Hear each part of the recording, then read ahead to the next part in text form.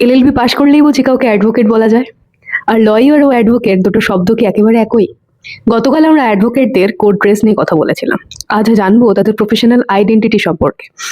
সাধারণভাবে যিনি ল পড়ছেন বা ল ডিগ্রি অর্জন করেছেন তাকে লয়ার বলা হয়, কিন্তু ভারতে অ্যাডভোকেট একটি নির্দিষ্ট লিগাল স্ট্যাটাস। অ্যাডভোকেটস অ্যাক্ট 1961 অনুযায়ী যার নাম স্টেট বার কাউন্সিলের রোলে এনরোল রয়েছে তিনি অ্যাডভোকেট। তবে কোর্টে রেগুলার প্র্যাকটিস করার এন্টাইটেলমেন্টের ক্ষেত্রে বার কাউন্সিলের প্রযোজ্য রুলস, সার্টিফিকেট অফ প্র্যাকটিস এবং অল ইন্ডিয়া বার এক্সামিনেশনের রিকোয়ারমেন্টও গুরুত্বপূর্ণ হতে পারে। তাই প্রত্যেক অ্যাডভোকেট আইনজীবী হলেও শুধু এলএলবি ডিগ্রি থাকলেই প্রত্যেক প্র্যাকটিসিং অ্যাডভোকেট হয়ে যায় না। এবার প্রশ্ন, লকে নোবেল প্রফেশন বলা হয় কেন?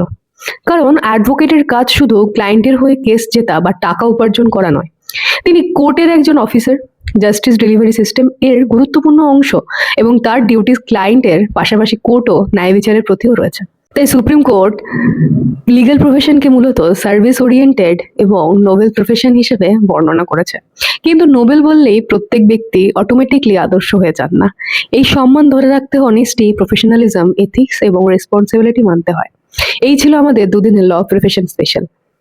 শনিবার আসছে কনস্টিটিউশনের বেসিক স্ট্রাকচার অফ ডক্ট্রিন নিয়ে বিস্তারিত লং ভিডিও। আর রবিবার থেকে আবার শুরু হবে আমাদের রেগুলার কনস্টিটিউশন সিরিজ। এরকম লিগ্যাল টিপস এবং লিগ্যাল জিনিস নিয়ে আপডেট থাকতে হলে চ্যানেলটি সাবস্ক্রাইব এবং পেজটি ফলো করে পাশে থাকবেন।